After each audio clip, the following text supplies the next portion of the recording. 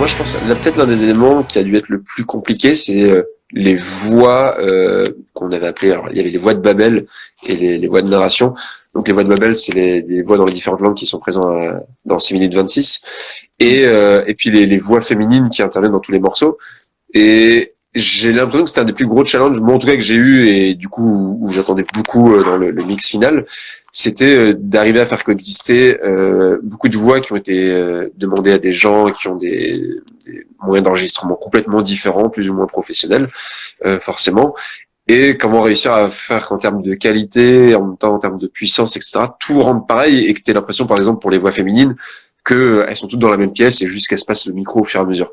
Et est-ce que toi, tu sens que ça a été un de tes plus gros challenges, ou t'as peut-être eu d'autres éléments pas problématiques, mais qui t'ont mis face à un problème où tu dis, ok, ça, je vais me retrousser les manches et c'est parti. L'homme noir fuyait à travers la ville et le pistolero le suivait. Karma était mort. De là-haut, et elle avait eu tout le loisir de contempler la folie dans sa globalité.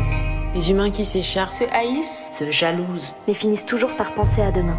Pourquoi se demander ce qu'on va manger ce soir? Quand on ne sait pas quel tableau n'aura pas encore disparu dans 150 ans. ils débarquent, Pillent et s'en vont. c'est toujours la même chose. ils ont des chats et des chiens, Mais tuent des bœufs et des porcs. Ils aiment leur prochain. mais lynchent leurs voisins. Pour le premier morceau, 6 minutes et 26 secondes, j'ai passé à peu près en pourcentage, parce que compter en heures, ce serait indécent. En pourcentage, je pense 50%, au moins 50% du temps. En vrai, plutôt 75, hein, parce que à nettoyer les voix, à chercher comment les mettre en valeur sans révéler de petits défauts.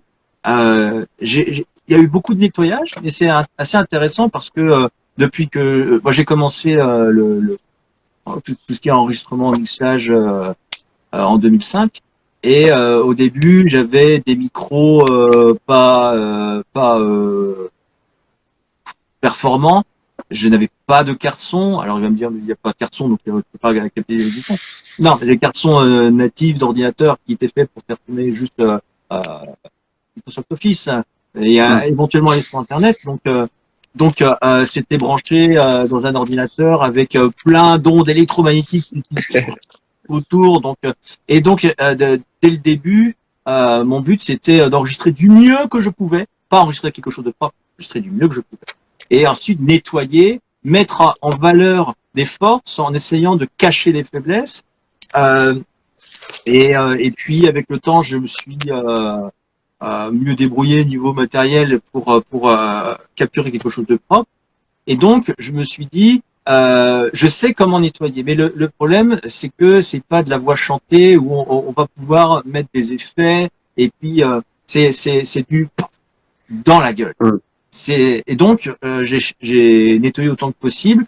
J'ai fait un gros travail avec des equalizers pour essayer d'harmoniser des choses qui étaient totalement différentes. Alors, ça a été des compresseurs multibandes, plusieurs parfois, pour m'aider à réfléchir, et des réglages différents selon les voix. À un moment, je me disais, si seulement j'avais une piste, chaque piste avec le prénom de la personne pour y appliquer les mêmes réglages à travers les morceaux. En fait, je m'occupais des presets voix narrative 1, voix narrative 2, etc. Et je faisais tourner, et jusqu'au moment où il y a eu le grand ménage final avec les choix de texture. Une fois que c'est nettoyé, après, je pourrais dire que le maillon le plus faible déterminait le niveau à atteindre pour les autres. Parce que si on avait une voix limpide, cristalline, et puis après un truc avec un voile, il fallait du coup que je retrouve un voile, que j'emmène la voix un peu voilée vers une sorte de lumière, et que je mette le voile sur des choses qui étaient trop claires, en cherchant à ne pas mettre trop la puce à l'oreille qui a eu du bidouillage. Parce que le bricolage, quand on le voit, il est raté.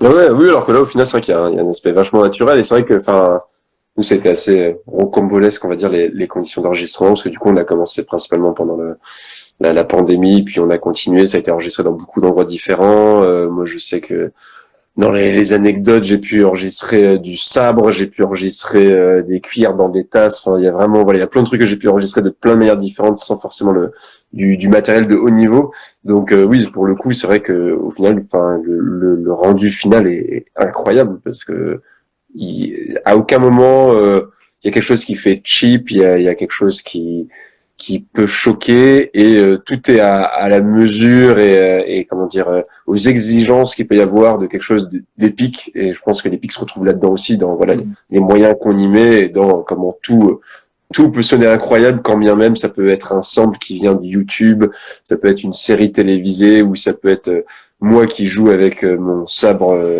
de samouraï.